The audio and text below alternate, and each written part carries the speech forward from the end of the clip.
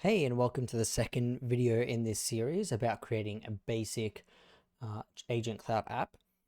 We'll be starting in the models section now that we've seen an overview.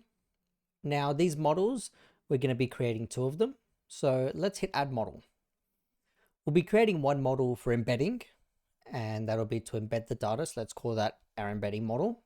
Now, what this embedding model will do is it'll take the data that we input and turn it into something that the agents can understand and the agents can pull from. So for this embedding model, we highly recommend using text embedding 3 small, and you should plug in your API key that you would have gotten when setting up for this tutorial. So what I'll do is I'll plug in the API key that I have, and I'll hit save, and I'll be right back. Great. So now we should have an embedding model that has an empty cutoff and an empty context window as it's an embedding model.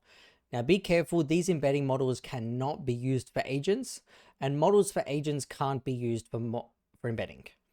The easiest way to tell whether it's an agent or an embedding model is whether it has an embedding length. If there is an embedding length, it's probably an embedding model. If there isn't one, it's probably an agent model.